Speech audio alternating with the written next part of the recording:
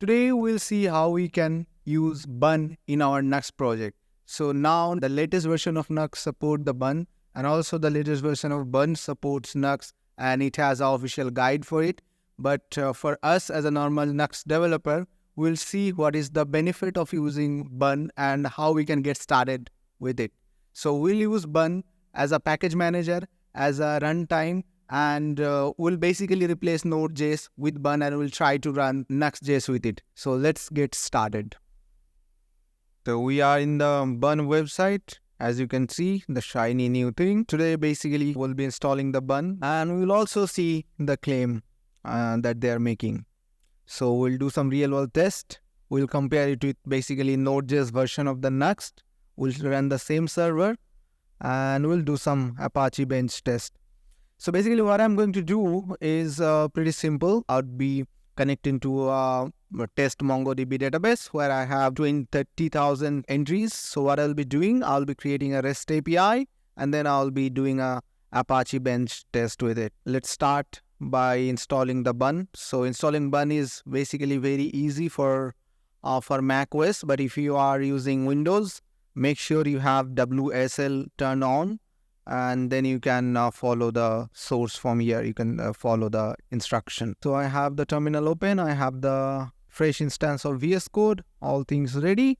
Let's test if we already have the Bun installed. Just in case, as you can see, Bun is not installed. So first thing we'll do, we are going to install the Bun. So copy it, paste it, press enter, and within few seconds, Bun is installed. Now what you have to do is basically we have to add our path to the ZSH. So I have to add that as well. So I'll just do that. And we're done. So I can now run Bun help. See, we have all these commands. Nice. Now we'll be installing a Nux project. So let's install a fresh Nux instance. For that, I'm going to use npx nuxi init. And then I'm going to give the project name. So I'll just say bun-nuxt. Now, the nice thing about the Nuxt is it will first ask you about what package manager you are going to use. So you have all the options. You have mainframe, the OG NPM.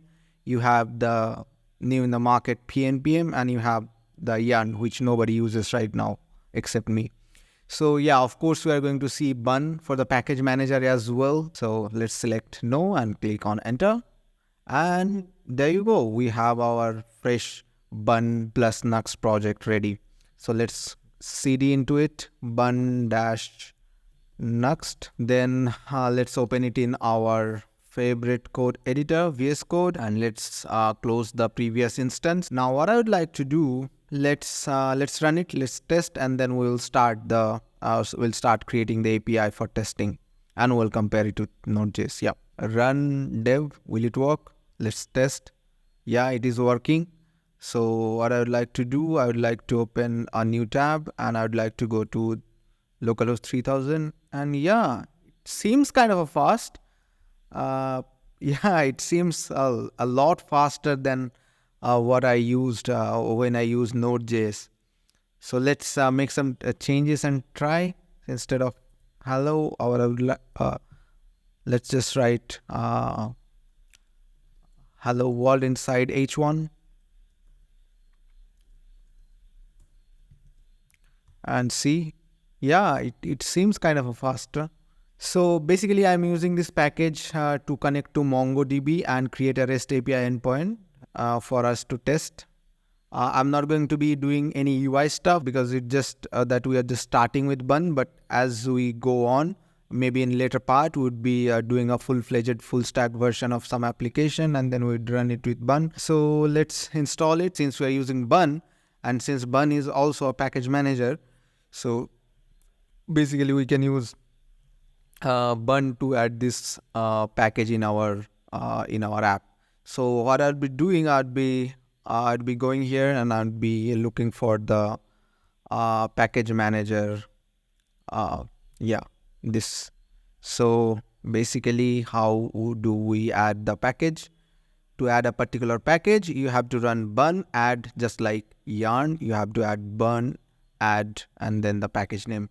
So yeah, we'll do that. So let's do that. So I'm going to run bun add and then the package name. Let's see if it adds the package.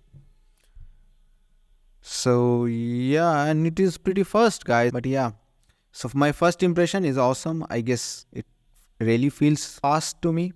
So let's run it again. And so what I will do, we'll go to our next config and we'll write modules, and inside that we will just add the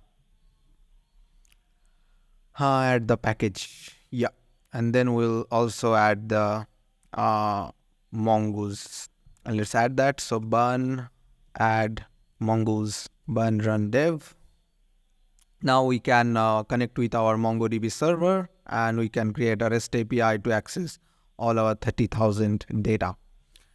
So yeah, basically I have to add this to our .env file. So I'll create a .env file, .env, and I'll put my MongoDB URI. I'm not going to show you this. I'm going to cut this part, but yeah, basically you have to put your MongoDB URI here. So I have added my MongoDB URI and now I'm running the application again, and as you can see, it is saying MongoDB connected. So that's all thanks to the package that I have built to make my life easier. So yeah, MongoDB is connected. Now let's try to build some API. So what I'll do, I'll create a folder and I'll name it companies. Yeah, I guess it's correct. Then I'll create another file. I'll name it index.get.ts, and inside that I'll do export default define event handler, and inside that we'll get our event h3 event, and that would basically be our starting point. So what I would like to do is I have to create the Mongoose model in order for us to create a REST resource. So inside the server folder, I'm going to create another directory called models. So inside models, I would basically create a model and I would name it company.ts import document from Mongoose as well as schema. So let's create the schema const, and what do we have in the company?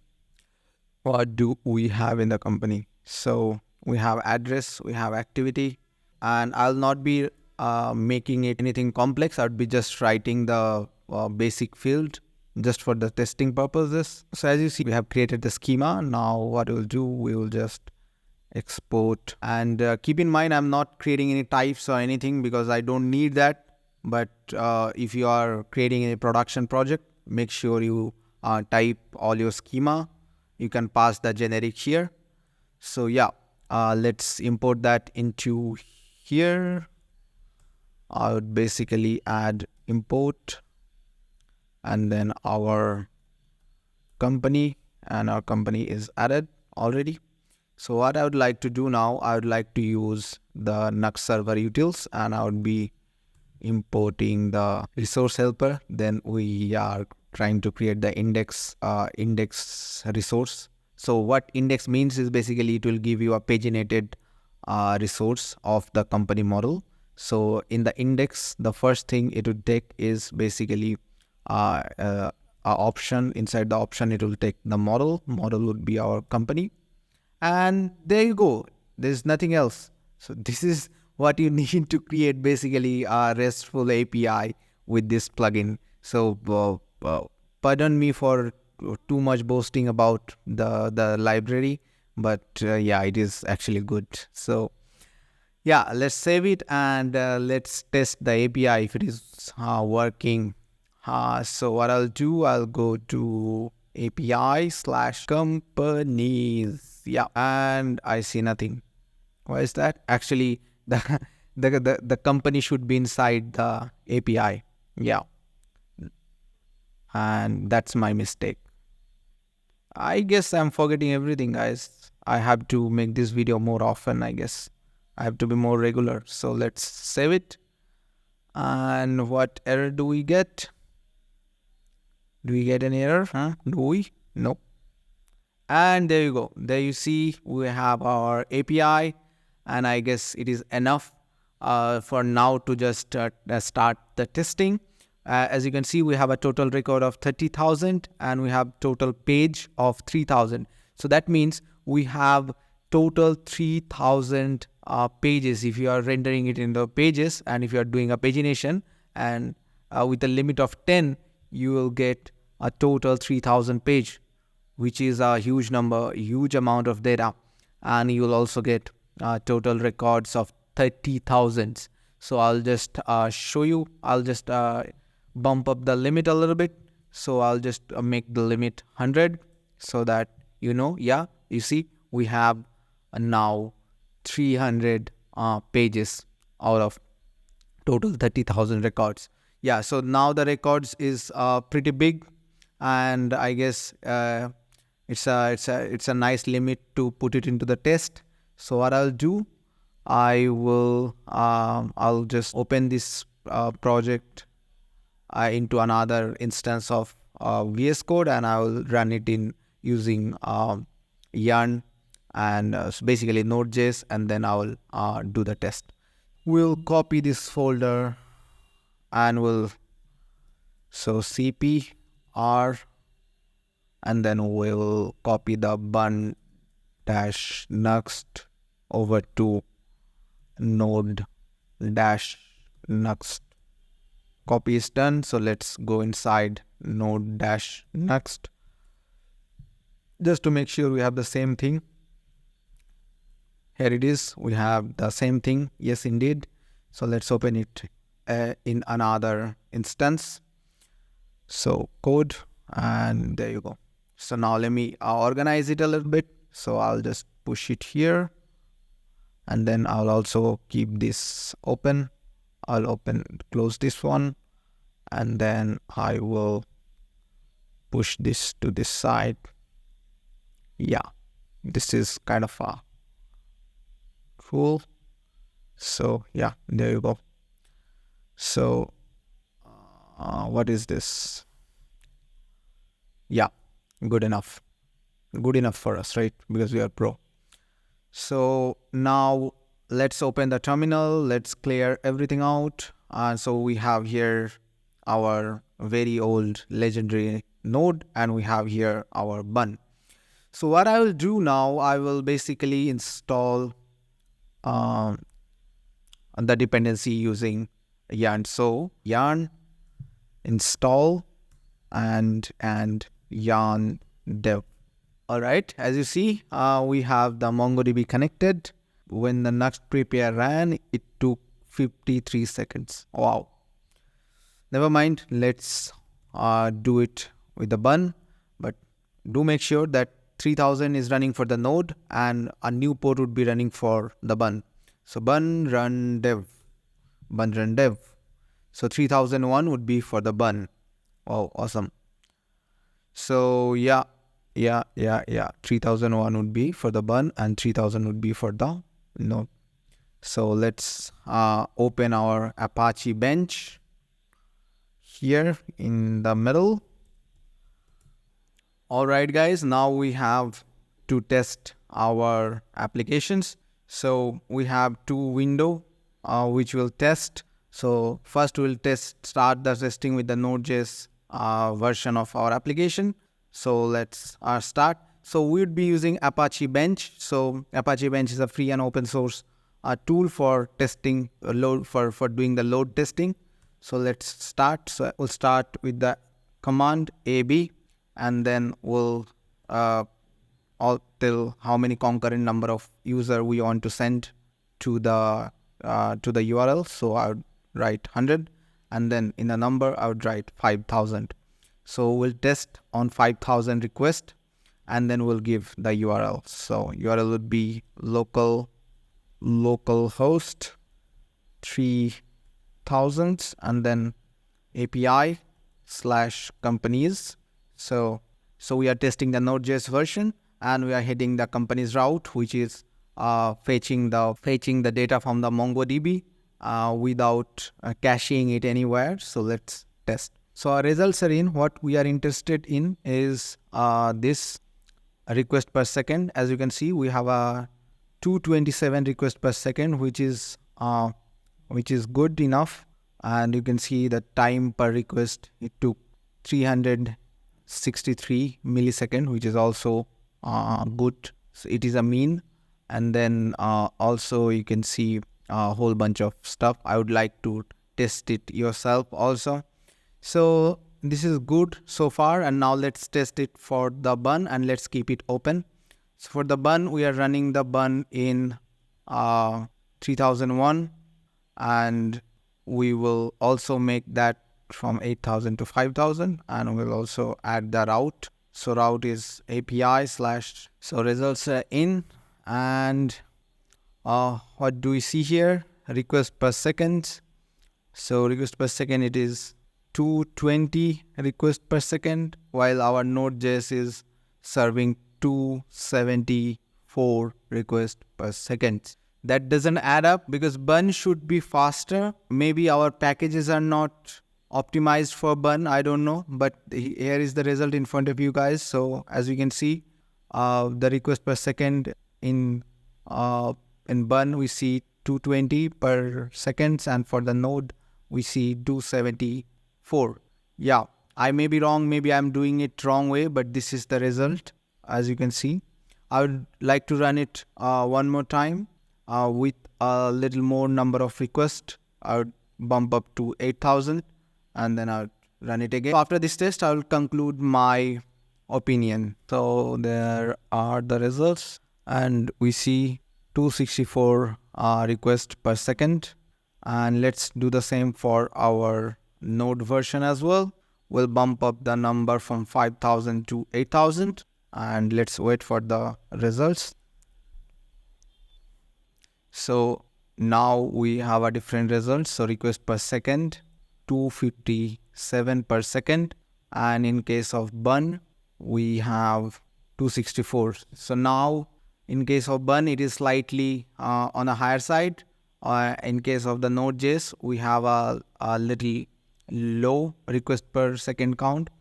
So it is because maybe bun is able to handle more requests, and if you put more a load onto the bun would likely to perform better than Node.js. So gradually when there are more number of requests and concurrent connection, node is performing slightly less, but bun is performing better in that scenario. So when the number of requests are more, bun performs better than the Node.js. So here is the conclusion, guys. So as you can see, in less number of requests, node is performing well, but the graph decline as you see when we increase the number of requests, and bun starts to shine there.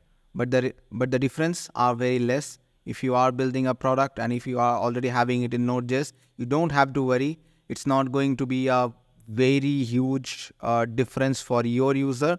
If you are using it and you are happy with it, then it's all right. You don't have to worry about all this hype and all. So yeah, that's the whole hype all about the bun. So I thought I should make a video and I should let my viewers know about the support of bun in Nuxt.js. So you got the first-hand support of bun in our Nuxt, but in upcoming days we will have more optimization. Maybe all the packages are not optimized.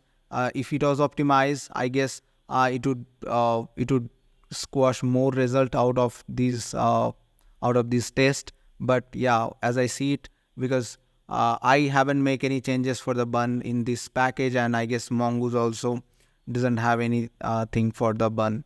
So yeah, so as I see it, although we are testing it in bun, we are running it in bun, but underneath the hood, all the packages, all the things we are using are based on Node.js. So the results might be not what you expect, since it is not completely ported to bun yet. But yeah, you will see all those changes later on, but you don't have to worry about now. So I give you a challenge. So I want you to install bun on your PC, and if you are having any existing, if you are having any existing Nux project, try to run it and show us the result on our Discord. And yeah, that's about it. Now I hope it is clear to you how you can use Bun inside your Next and totally replace Node.js. Although there are some problems and issues with it, but yeah, there should be issue because this is a very latest product. So you might have to use raise some issue on GitHub for your particular problem. If you have any particular question about this video, then yeah, I would like you to go to our Discord channel and join that, and yeah, post your question there, because there are a lot of other people also who might have the same question, but they're searching somewhere else, or they might have the same question, and I might have to write same answer again and again. So it's better to keep things organized. Since we are programmer, we'd like to keep things organized. So just go ahead, join the Discord channel and post your question on the problem channel. Yeah, and that's it. So basically I will meet you in the next one. Till then, if you would like to support me, then go subscribe the channel and leave a comment, like the video. If you don't like, then dislike it. I'll meet you in the next one. Till then, keep coding, keep rocking. Bye.